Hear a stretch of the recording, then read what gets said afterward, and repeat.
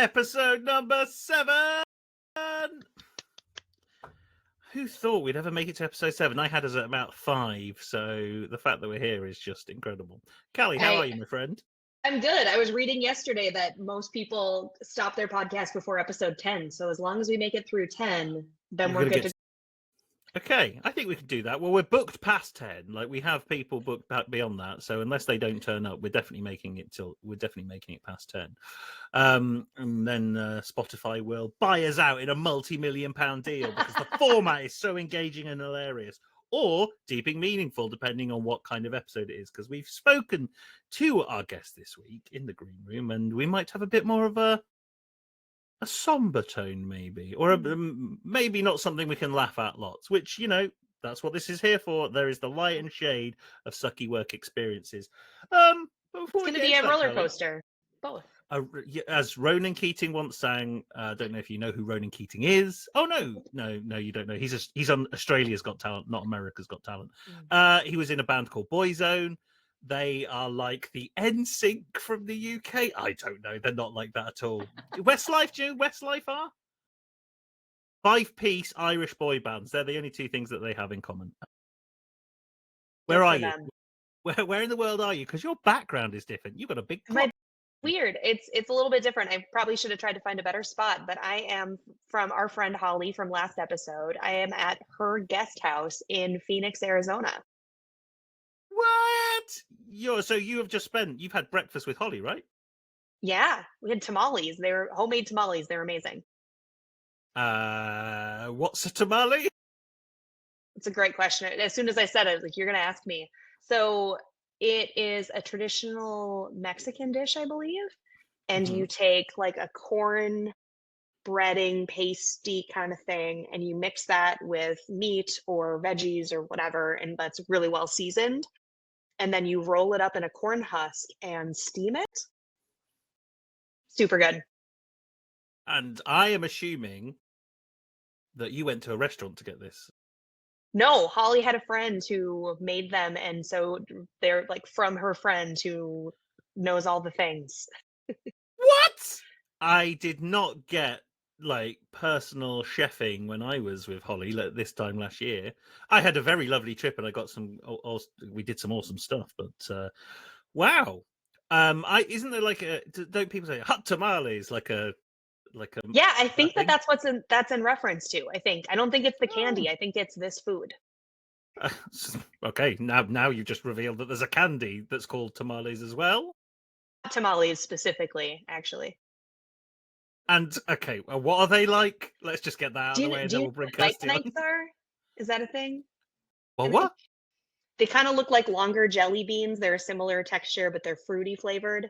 So they look like that. They're like a chewy candy, but hot tamales are like spicy cinnamon flavor. Like Big Red chewing gum? Yeah, similar to that. Yeah. Yep. Same flavor, not the same. Yeah. Right. Candy form. Yeah. We'll add it to the list for next time you're here. You guys do things very, very differently over there, and it scares me. It also delights me in some instances, but I think it scares most of the world. Ooh, okay, and on that very, very deep note, let's bring to the stage our dear friend Kirsty Baggs-Morgan. Hello, Kirsty. Hello. Where in the world are you? I am at home in southern Spain right now, and it is 9:10 at night. Thank you for staying up for us if you're already asleep like I would be. I kind of am today. We just got back from a trip last night. We got in at midnight and we had been up since 3:00 the previous morning. It was a long day. And so I am pretty much on my last legs, but I shall try to be informative and entertaining. And I am literally going straight to bed the second we are finished this evening. So I'm an old lady. That's fair. No, you're not. If anybody's listening, click, because if you're on Spotify, you can listen and see the video. You can see that Kirsty is not an old lady. Kirsty is a I really backed myself into a corner. Yeah, I'm very pleased to hear what you're going to say next, Toby. So, what we're going to talk about on this podcast today is I was gonna talk about the goth thing. That's what I was gonna talk about. Yeah, I'm in my witchy office of dreams right now. Yeah, there is so much black going on the screen, like it is unbelievable. But that's what makes Kirsty, and Kirsty is one of the coolest people I know, despite apparently being very old, to her own admission, not mine. No, I should have just let it go and moved on. Ali, should we just start? I think that's a great idea. So the first question we have for you is, tell us about your worst interview experience. This is a good one, because it's like, do I go with one where I was being interviewed or one where I was doing the interview, given my nearly 30 years in HR? And I'm going to go with when I was doing an interview. I've been waiting for someone to take it this direction. Thank you. You are the first person to do it. So really, I mean, if I'm honest, as a candidate, I've had boring interview experiences, but nothing particularly standout. I mean, most of the really bad experiences have been either bad candidates, but there was one once where I was in my mid-20s and I was absolutely hanging, like completely hungover from the night before. And I'm halfway through interviewing this poor candidate, and I had to leave the room to throw up. So I think that should be a question. This is pre-mobile phones, so I couldn't say, "Oh, I've had a message." I just literally got up and ran out of the room and did what I needed to do, and then came back in, and I was thinking about it, and I was like, I can't remember what excuse I gave. I cannot remember what excuse I gave. I think I just said I didn't feel well, and then I literally sat back down and carried on with the interview. They're going to be on a future episode, and they can talk about it from their perspective. Can't remember if the candidate was successful or not. I think all I could think about the entire way through the conversation was, don't be sick, don't be sick, don't be sick. And then I was. So, but at least it wasn't in the room, could have been worse. That would have been worse. I have done a very similar thing I was on a training course, and I got absolutely hammered the night before, because I was training course, doesn't matter. And I had to leave. I was like, honestly, I was sweating profusely. Like, all the alcohol was just leaving my body through my sweat, and I had to go and throw up. And one of the women on the workshop went, "Oh, have you got the flu?" And I went, "Yeah, I'm very, very ill." And you know what makes it even worse? I hope he's not watching. My dad was running the training course. No. That's hilarious. He did not know. I wasn't living with him by that point, and he didn't know that I was really hungover. He also assumed I had the flu. But Dad, if you're listening, that time you were running that training course at the upstairs of a bar, I was absolutely hanging out my arse. So anyway, so you could do on training courses, you could do on interviews, but you're gonna regale us of a story where you were doing. I was interviewing a candidate, and it's funny because when people start interviewing in their HR or recruitment careers, I don't know about if you've done much of this or how you feel, but I was always really nervous. And someone once said to me, "You're never going to be as nervous as the candidate." And so I've kind of clung on to that after my vomiting episode and thought they probably wouldn't have even noticed, because they were trying to get a job. I was just trying to make it through to the end of the hour. So not the most professional anecdote to start with, but it's what your 20s are for, right? Hang on, have I misunderstood? So you were conducting the interview? Yes, where have you been, Toby? For a job. I wasn't the candidate. I thought you were just like, this was like a pre-story that, I did this when I was a candidate and I turned up this interview. So catch up. I'm representing my organization, and they're coming in for a job, and I am interviewing them. And I got halfway through asking them the questions, and I had to go and throw up. I'm impressed that it wasn't an immediate yes, that you were just like, I put someone through that, I have to hire them. Should have done. Just like, yeah, you've got the job. Thanks. How much sick are we talking, Kirsty? I can't. remember. I mean, like, probably not much, because I probably had also been the night before as well, and there wasn't anything left. But you know how it goes. God. I just don't think I could do. Well, I definitely couldn't do it now. But even when I was in my 20s, that's a pretty. That you're made of strong stuff to just go.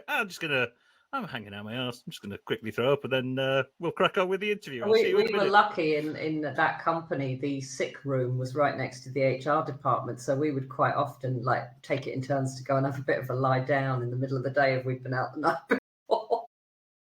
You had a sick room? Oh yeah, with a bed.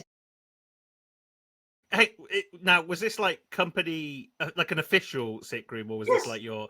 It was a medical room. It was a medical room that had a bed. Yeah. What, like at school? Yeah. You have a nurse.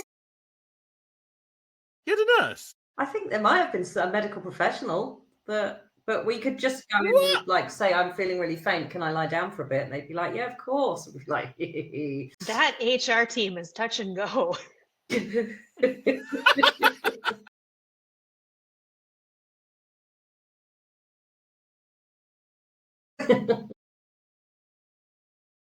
Was that a tactic to put the HR team next to the sick room? I would. Could you turn the lights off in there as well? Yeah, good. It was amazing. Because obviously, if it's a sick room, or like there wouldn't be a blanket in there. Did you just have like a blanket under your desk that you could? There was a blanket. There was a blanket. Yeah. We often say, don't tell us what company, but I want to go work for this company that has this room I can go and sleep in. It was quite some time ago, given that I was in my 20s. It was quite some time ago. But, I think of some of the organizations that I worked for in my early career, and you think about some of the benefits that they had for people, it's like another time.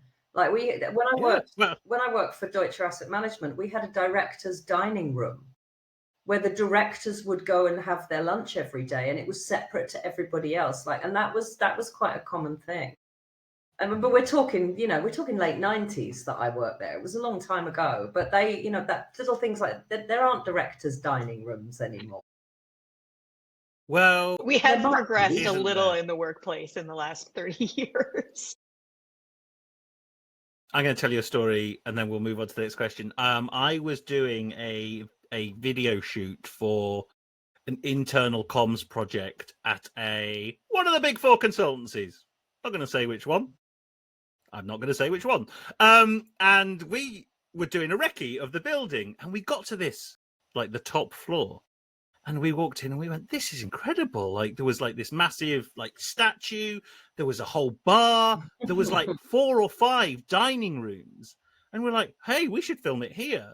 And so we wrote it up. We said, like, this will be a really good floor to do it. We hear the like pick and all that kind of stuff. And the stakeholder went, oh no, you can't film there. That's where the partners eat.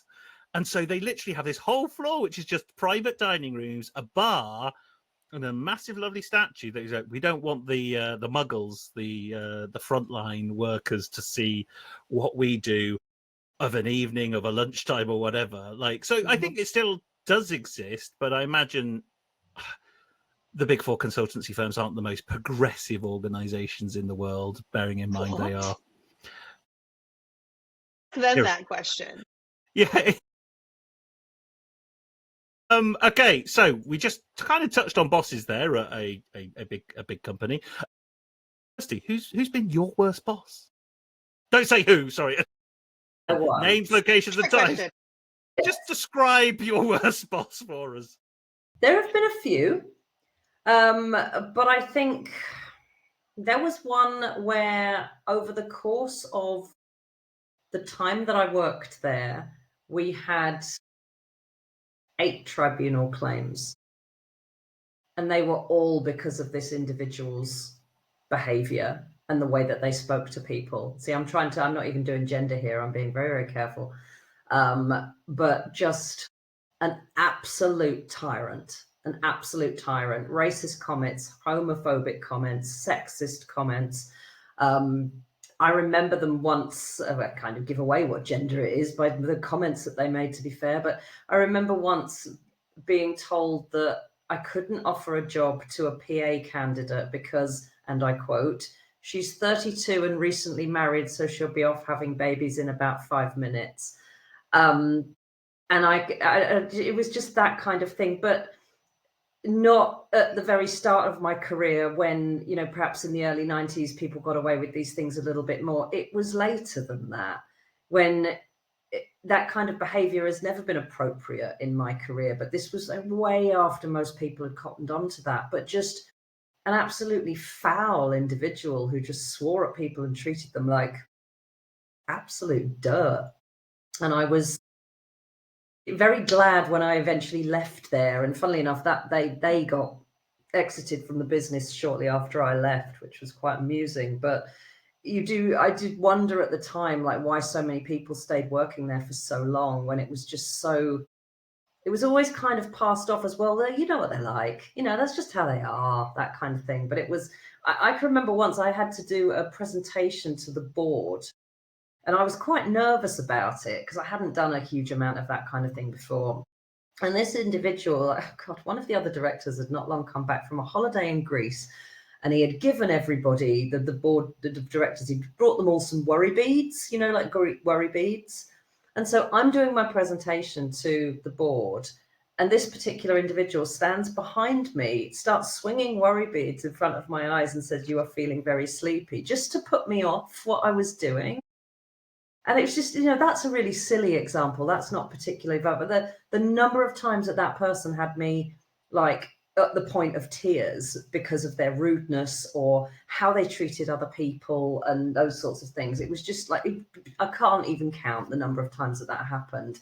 And it's something that, you know, I didn't learn until much later on in my career, to stand up for myself or say, don't speak to me like that, or don't be rude. So I just kind of took it, and it was exhausting. But, you know, nowadays, when I've worked with people who are unpleasant and rude like that in my sort of, in the last 5 to 10 years, I'm much better at dealing with it. But this particular individual, it had a huge impact on me because it was just this like sustained unpleasantness constantly. But they were basically the founder of the company. So what can you do? What can you do apart from move on?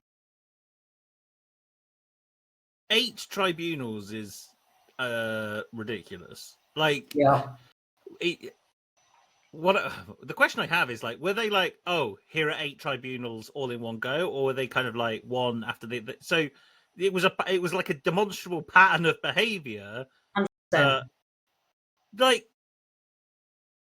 heaven forbid that I ever have to be part of a tribunal because of something I've done. Like, I'd be mortified. But I would like to think that if I'm taken through one tribunal, I might reflect on my own behavior and go, maybe I should change what I'm doing. Self-awareness is not universal. I've never been to tribunal in my entire HR career because every single one of those claims was settled. So no learning, because as soon as the claim came in, they got the checkbook out. So every single one of those claims was settled. And I've still, because I think partly the nature of the industry that I worked in for most of my career, which was financial services, investment banking, that kind of thing, you settle those claims. You don't go to court, you settle them. And so it was always a case of the claim comes in. I mean, I was named in one once at that organization because I'd made, this is something that you learn very early on in HR. I had expressed sympathy towards the employee when they told me what this boss had said about them and to them and how they'd threatened them. I think I just made a throwaway comment about, oh my God, I wish they wouldn't do things like that. And that came back verbatim in the tribunal claim, said, I spoke to HR and she said, I wish you wouldn't do that. And I was like, shit. And I got in so much trouble for that. And like, it was just my like gut reaction, because the boss in question had threatened to hang this person outside the window by their ankles and called them a racist slur.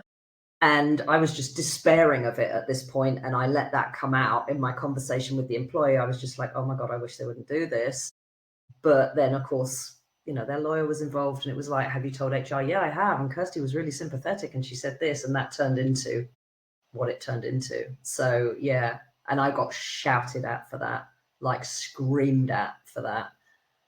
Yeah, a lovely individual, a really lovely individual. Sounds like, really lovely. There's no words. There's like, to quote Good Charlotte, as long as you got the cash to pay for Cochrane, right? It's like the rich people can do whatever they want because they just pay their way out of it. That's Absolutely. That's what inexcusable. nearly always happens. I mean, I'm fortunate in my life that I've never been part of it, but like I think we've heard so like in just 7 episodes, we've heard so many stories of that kind of behavior, and it's like, and some of it's really funny. Don't get me wrong. I've got stories for days from working in that industry. It's like Wolf of Wall Street and then some, and some of it is hilarious. We'll come on to some of that, but some of it isn't at all hilarious. Some of it's actually quite shocking, and it's appalling that people are allowed to treat people that way and never held accountable. Do you think it has got better? Employment, employers, founders of companies acting in that way. Have you seen a shift? Do you think it's getting better, or do you think it's still as bad as it ever was? I think there are as many of them out there as there always were. Mm-hmm. And unfortunately, because a lot of them are in the most senior position in the organization, nothing gets done in those companies. So I don't think it has got better, actually. I don't think there's been a big shift away from it. And of course, I could go on for weeks about the state of the UK tribunal system and the fact that, they're 2 to 3 years out now from when you make a claim to when you actually get a tribunal hearing. They're currently doing like late 2027 for people making claims now are getting dates at the tail end of 2027. It's like there's no real comeback on these people.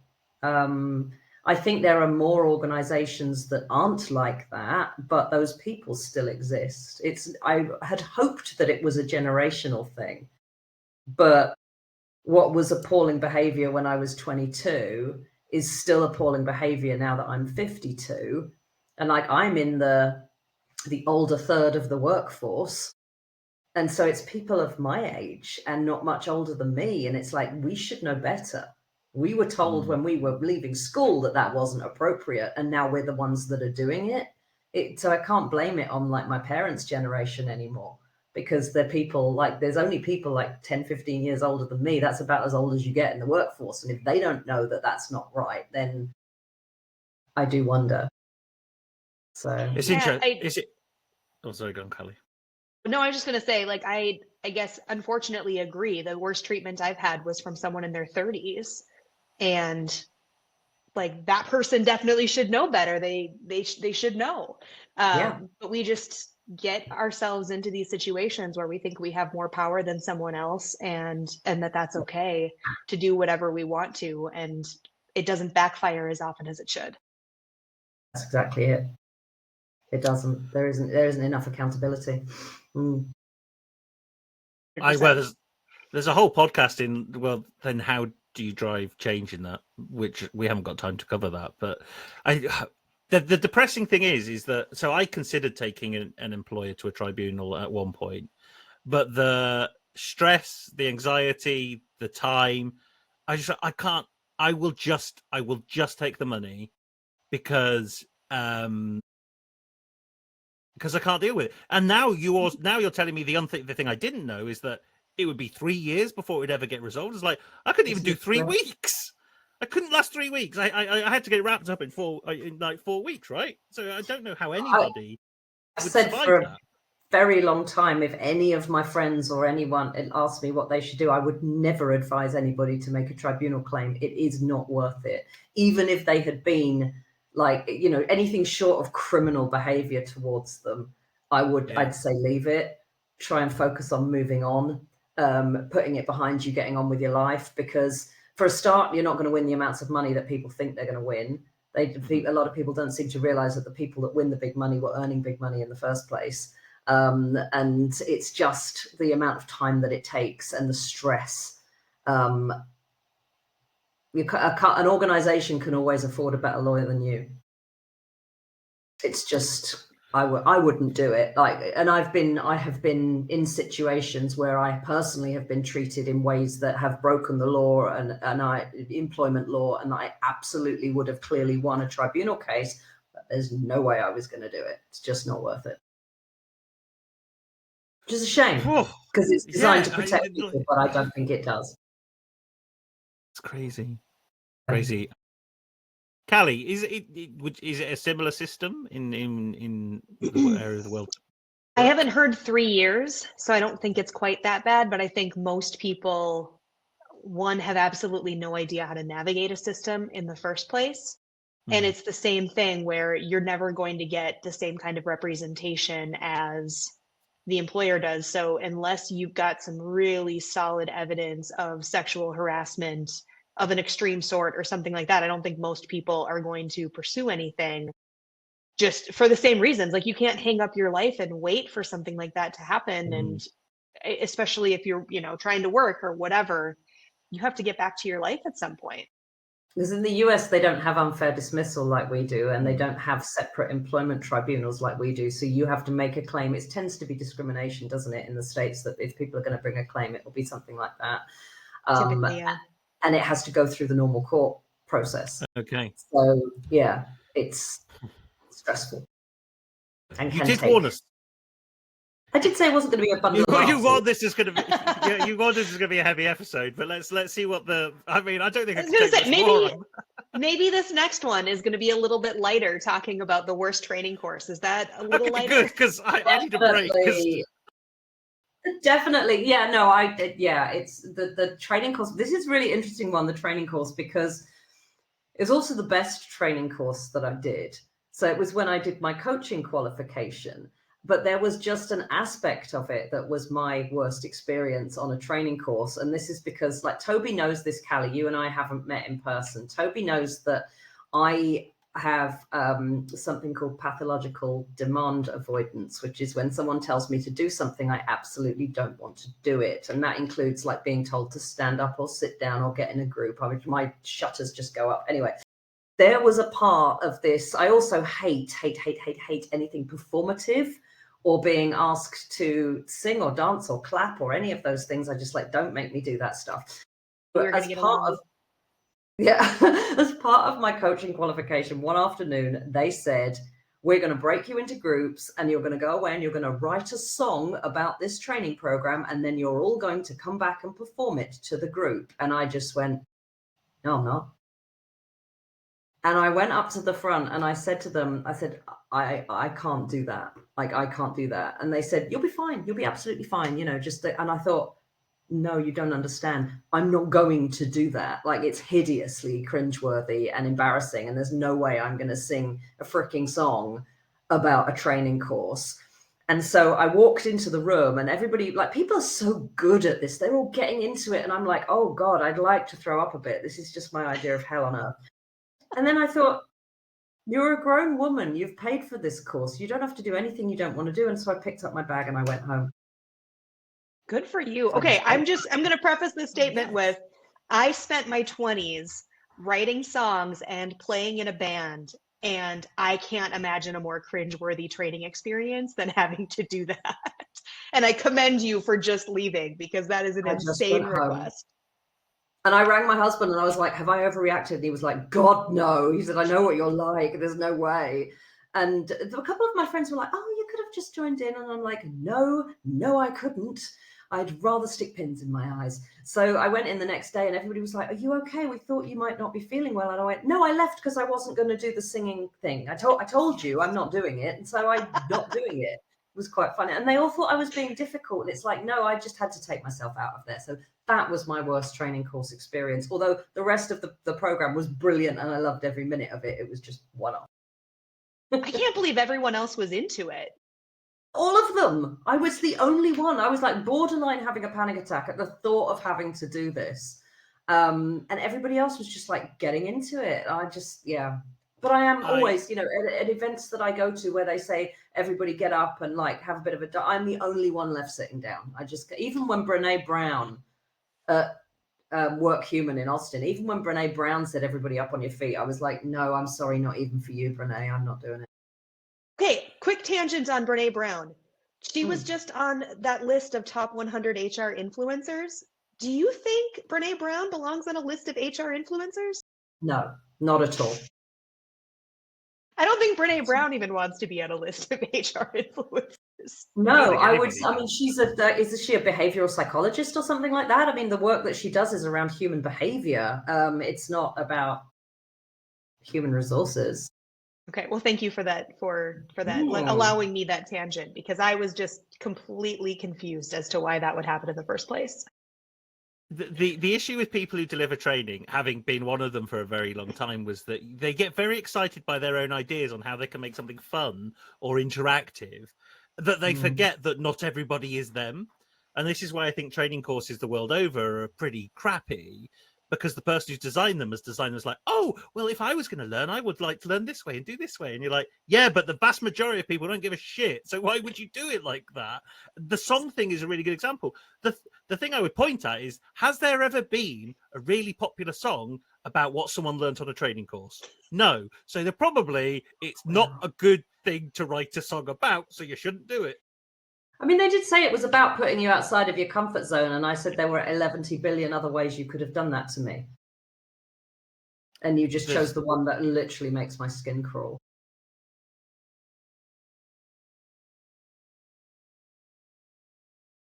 I think you might win the worst training course. Like, not that we're ranking that question, but I think the absolute baller move is that you because if that was me, I'd have left and I just would never have gone back. The fact that you went back and went, yeah, I like the rest of the course, but that bit was garbage. I don't want to be anywhere near that. That's incredible. Like, that is like God tier levels of like confidence and being a ball. That is amazing. Like, I wish I could do that.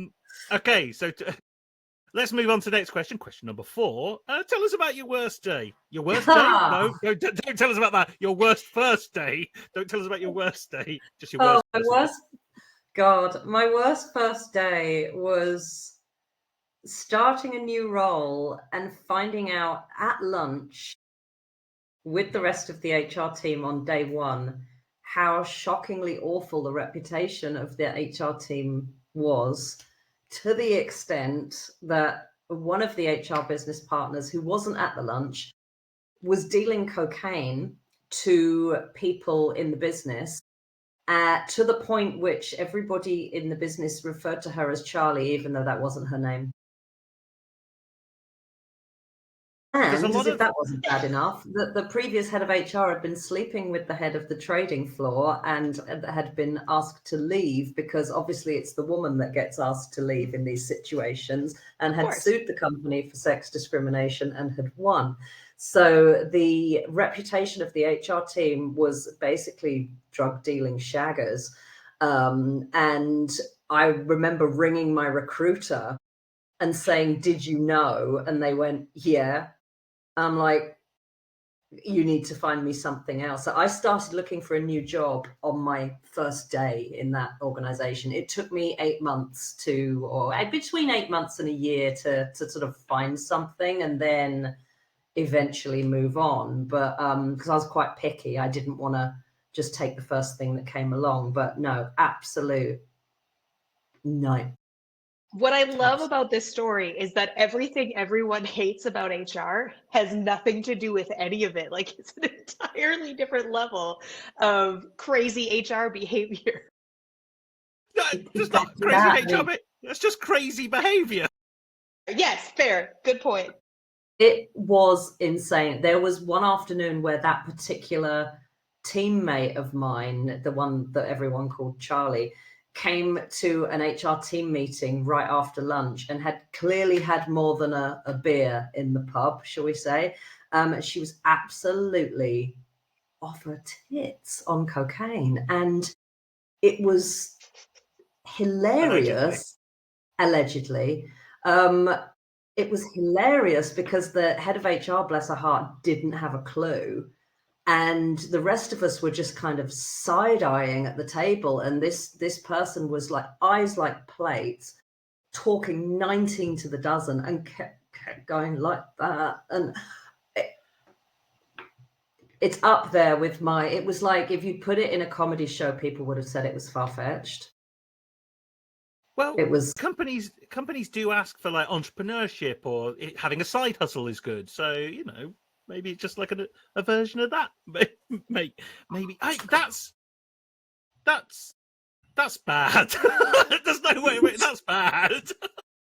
It's so bad. It was like it was like a joke. It was like a joke, and I would just remember sitting there thinking, please God, let that interview that I've got next week come off, because I can't. This is just, I didn't want to, I thought my reputation's going to get damaged by being part of this. I think there's a new lens that we look at any person at work, not just HR people, any person at work, that if you wouldn't do it on screen at a Coldplay concert, then don't do it at all, would be my advice. I think that's Dealing cocaine, taking cocaine. Yeah, I you know what? We talk on this podcast, we talk a lot about what kind of quotes from our guests and inspiration should we get to put on t-shirts. And I think that's the one for this episode, is if you wouldn't do it on a big screen at a Coldplay concert, don't do it at all. 100%, yeah. I actually might get that one made up for the Evolving HR conference and wear that one all day. It's a good one. It's a good one. And it's funny, like you look back now and you're like, did that really happen? And I'm still friendly with one other person that I work with at that organization. And we were talking about it not that long ago, and I absolutely do remember it correctly. And yeah, it's I've had it at Christmas parties where you walk into a meeting room and you're like, whoa, sorry chaps, or women, or anybody. Like it's not acceptable at a Christmas party, particularly if it's in the office and you're like just banging lines off like the boardroom table. That seems a little bit close to the edge, if not way beyond the edge. But Callie, sorry, I interrupted you. No, I was just going to say, was like this the place that the worst thing you were asked to do at work occurred in this particular job? Oh, the varied career of Kirsty Baggs-Morgan goes on. So yeah, tell us about it then. Actually, I'm going to change the worst thing I've ever been asked to do at work, because the one I was going to talk about is just too dark, and it's a downer. So actually, yes, then the one that I am going to use was at the same company. And can you take Charlie to rehab, please? You're actually her sponsor in rehab? I have no idea what became of her. No idea what became of her. After I left that organization, there was no further contact. But we were all sat in the HR department one afternoon, and somebody came running in and said, can you come upstairs, please? The traders are having a food fight. We were like, sorry, what now? And they said they have been to the local fish market and they've gone and bought all the fish, and they are throwing whole raw fish around the trading floor. Of course, the fish are all breaking up. There's fish guts going everywhere, and they are flinging.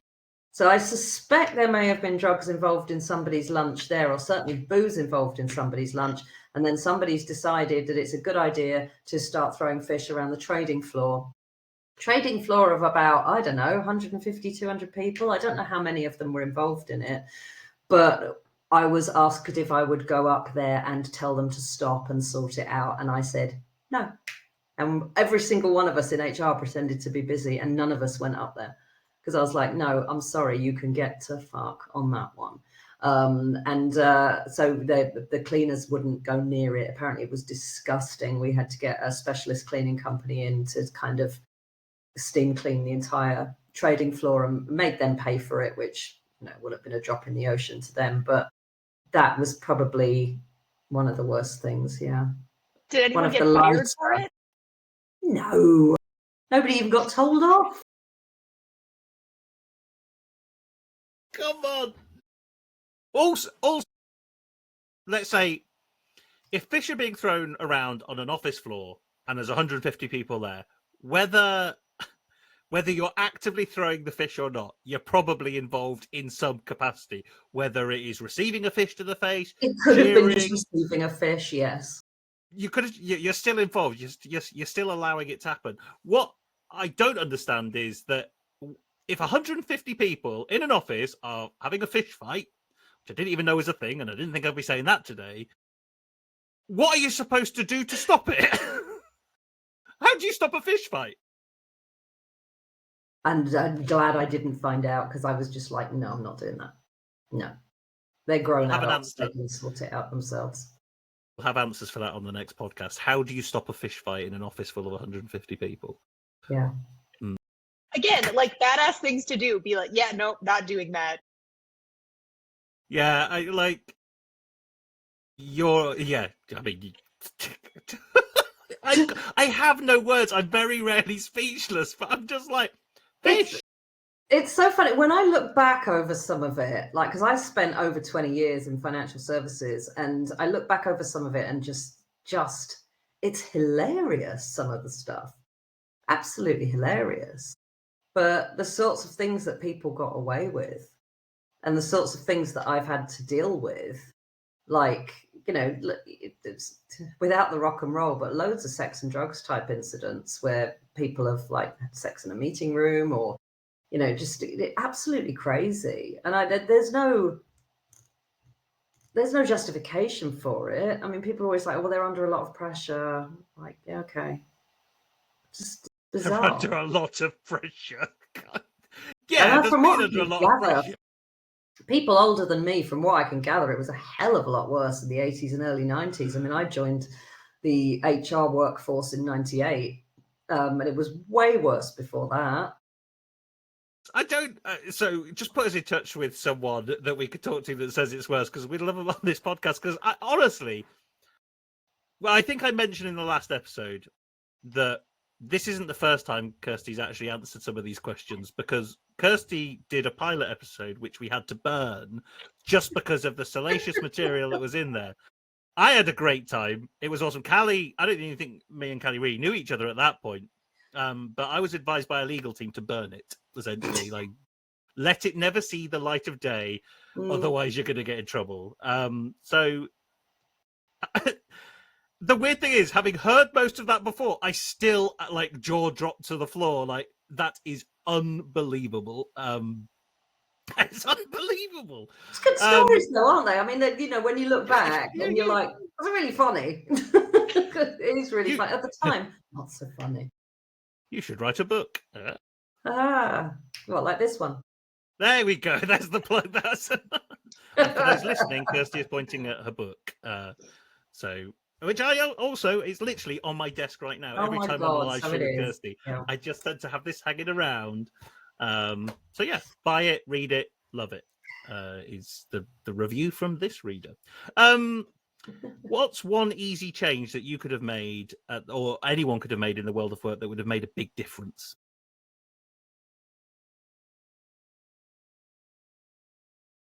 I would say, and this would apply to every single organization I've ever worked for, accountability for those not behaving in a way that is appropriate in a workplace. There is it was a problem when I started working, it's still a problem now, that people get promoted into leadership roles because they're good individual contributors. And for some reason, organizations the world over don't seem to ever grasp the fact that it's a completely different skill set. And so you're putting people in charge of teams of people who don't have the capacity, the skills, or the personality to cope with it, and quite often don't want to do it, but have been pressured by, you know, the society's that managing people is the next step up, and that's how you get on in the world. Like, you need to manage a team. And so they're under additional pressure because they know they're out of their depth, and then they screw up left, right, and center, and then they don't get held accountable for it. And I think that's an easy change. I think if we were better at equipping managers to manage effectively, that would make the lives of most HR professionals globally a hell of a lot easier, because we wouldn't be cleaning up other people's mess the whole time. Like, yeah. The past 2 episodes, we've had people say a response to that has literally just stopped me dead in my tracks and go, we can't build on that. I don't think that requires any more conversation. That doesn't require any more interrogation, because you summed it up so perfectly that it is an indictment on society and the world that we've built around us, that hasn't already happened, to be completely honest. So with that, question number no, we'll go with question number 7, then we'll ask the bonus question. What's a recurring nightmare you've had because of a bad work experience? And to be honest, if it's just going to reference one of the other questions, I would completely understand.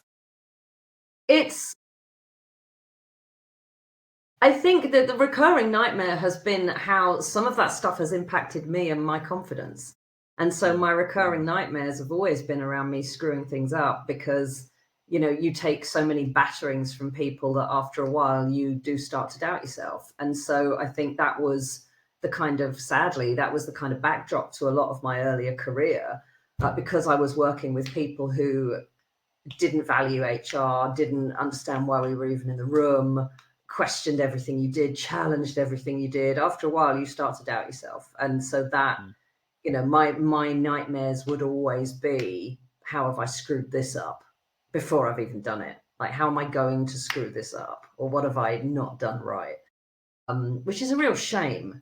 And I don't think it's, you know, it's not a specifically bad work experience. It's more the experience of working in a department that a lot of people don't understand, and don't want to understand. So it's, that kind of thing just would always come up again and again for me. It makes the cocaine make a little bit more sense. I think it would. I think it probably would. I think I understand. A lesser person would resort to cocaine. Yeah, absolutely. And it's funny. It's like, you know, I've always been really, really anti-drugs. I hate being around people on drugs. I've never been into it. Like, beer was my kind of thing at school. And I think some of that's part of like the heavy metal and the goth music scene that I'm into. It's not a particularly druggy culture. I mean, there are some, but never been my thing. And I've always been really irritated. I had a lot of school friends that were into that kind of thing. And obviously I've worked with a lot of people that were into that kind of thing. And I've always found it really, really tedious. But I discovered recently, so I got diagnosed with ADHD 2 years ago, and only realized after my diagnosis that although I've been saying for years that I could drink an espresso before bed and be just fine, that actually really is a thing, and that caffeine doesn't really affect people with ADHD. And someone said to me literally about a month or two ago, well, most stimulants don't. And I said, really? And they were like, well, yeah, well, they give you Ritalin to calm you down for focus, and that's speed. And I thought, oh my God, of course it is. So like, I'm taking speed essentially every day to focus. And I said to this person, would that have been the same with cocaine? And they went, yeah, absolutely. I said, oh, I'm glad I never tried it then, because it wouldn't have actually done anything for me. And I could have wasted a fortune on a recreational drug habit that would have got me nowhere. So I'm really glad I never bothered. I had no idea.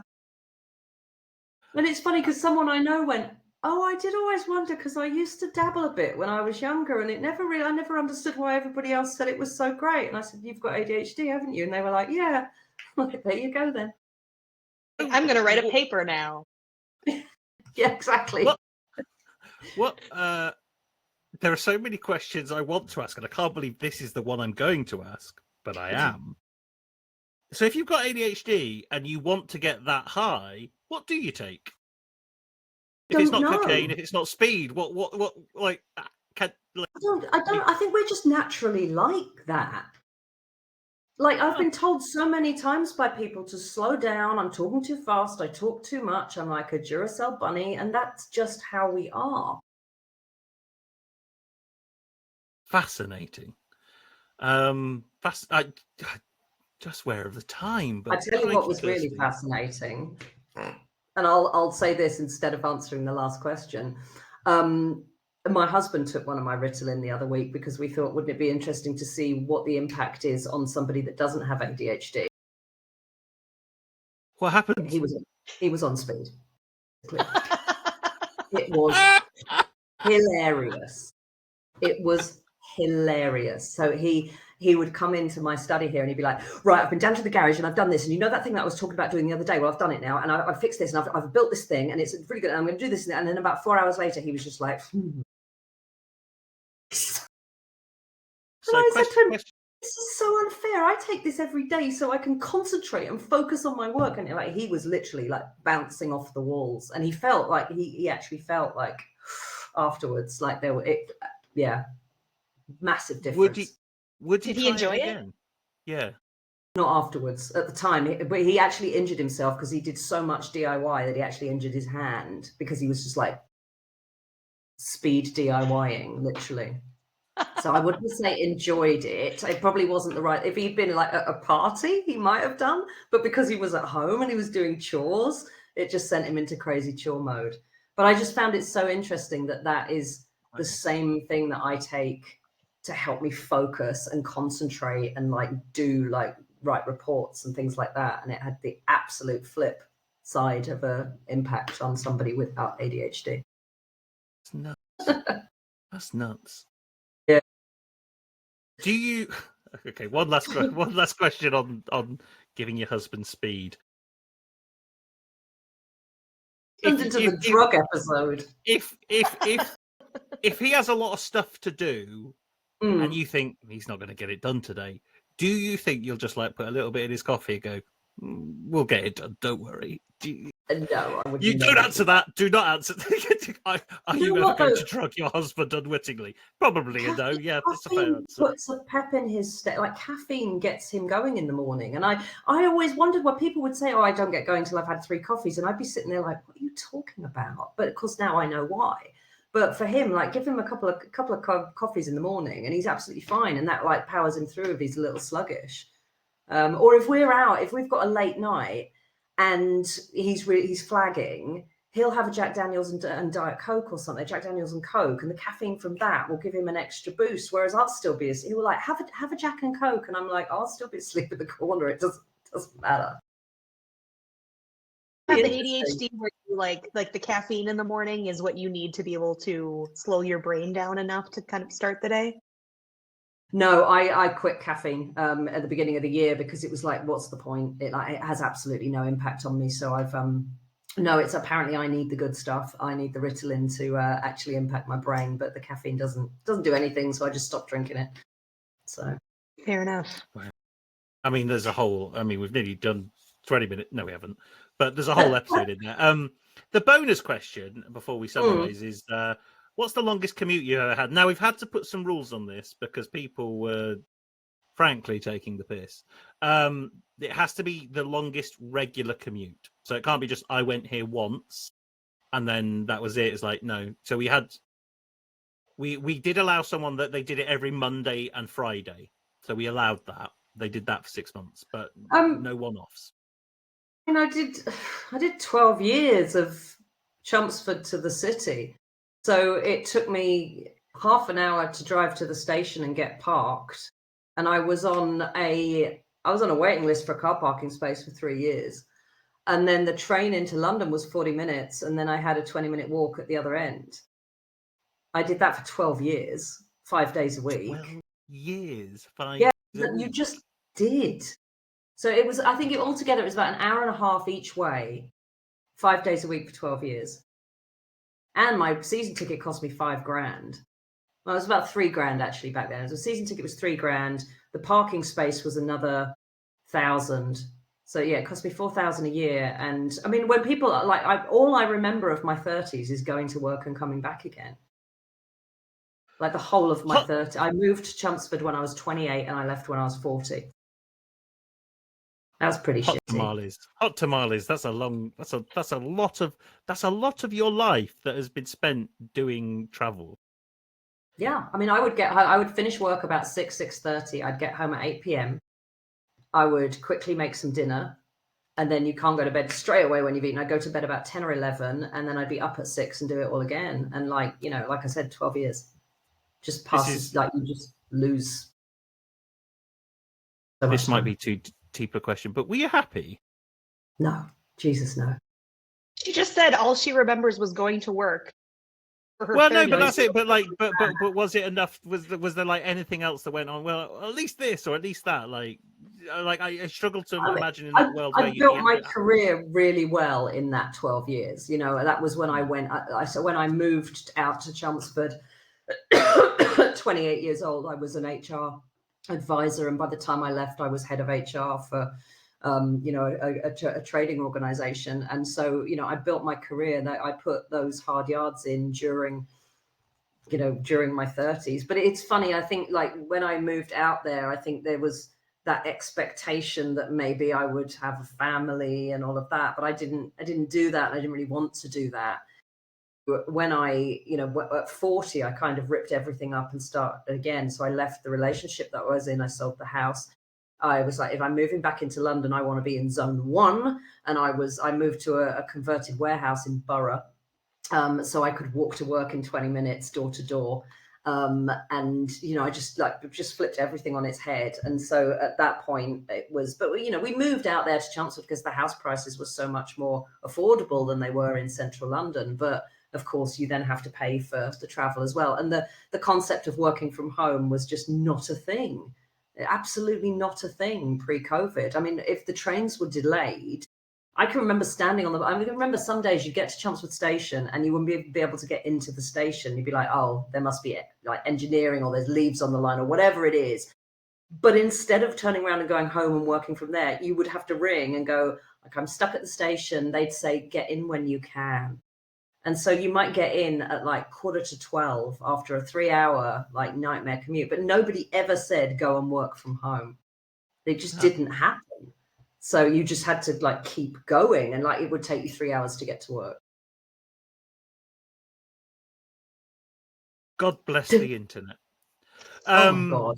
Which enables all of that wonderful stuff to happen, and even this wonderful podcast and conversation to happen as well. Callie, we throw over to you at this time of the podcast to summarize everything that we've heard. What's going on in your head? Because I'm spent. I have been trying to figure that out the whole episode, honestly. Like, what am I going to say at this point? And brevity, right? Like, anybody who's dealing with any bullshit should just think about those fish and Kirsty's experience. And, like, it's not going to seem as bad. Like, you can get through this because Kirsty got through the fish. It's perfect. Kirsty, this as I expected, this has been an absolutely fantastic episode. You have amazing stories. Like Kelly Venkia, I think we're going to have to get you back at some point because it seems like you've just got probably some extra stories in the tank. So I will expect a Kirsty Baggs-Morgan 2.0 episode coming soon. But before we let you go, is there anything you'd like to plug, tell people to buy, and all that kind of stuff? Yeah, why not? I would like to tell people to buy my book, The HR Confidence Playbook. And actually, you don't even have to work in HR to benefit from that. I think there is advice in there around building your confidence that will apply to anybody. And if you want to get hold of a copy, just search on any Amazon for Kirsty Baggs-Morgan because there's only one of me. We will put the link in the podcast description when we put it out there. The thing I would say is that if you are not compelled to go and buy that book, like Kirsty said, regardless if you work in HR or not, but like the way you've managed to act in your career with all those certain things, like walking out of the training session, saying no to the fish. There's your catchphrase for the t-shirt. Say no to the fish. Like you're an incredible person, and thank you for joining us. And yeah, everyone should buy that book and read it because I don't know anybody else has acted that way in their career. And so if you want a bit of the secret herbs and spices that powers Kirsty's brain, grab yourself a bag of speed and get a book. Don't grab yourself a bag of speed. I don't even know if it comes in bags. Is it tablets or what is it? Anyway, smoke a big cigar of speed. There you go. I don't know what speed is. On the Work Sucks podcast, we do not endorse drug taking of any kind unless it's legally prescribed for a pre-existing condition. Disclaimer. Kirsty, thank you so much for joining us, and we'll see you soon. No worries. Bye. What a trip. Is that a pun? A drug pun? No, that Okay. would have been smarter. I would have said it differently. Like, what a trip.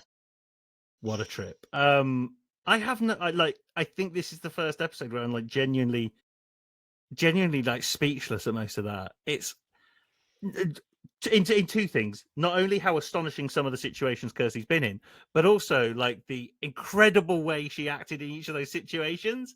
I'm just like, I don't know where I'd ever summon the courage, the fortitude, the headspace to even think with that clarity and act with that clarity is nuts.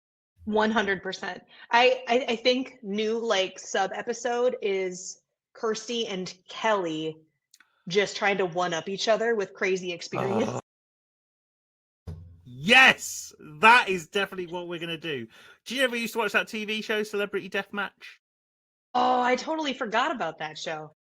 That's what we need to do. We need to make little plasticine versions of Kelly and Kirsty, and we will get them to fight each other with their really bad stories about work. Oh, mate, that was a ride. Cool. Who have we got next? Can you remember who we got next? Oh, I know who we've got next.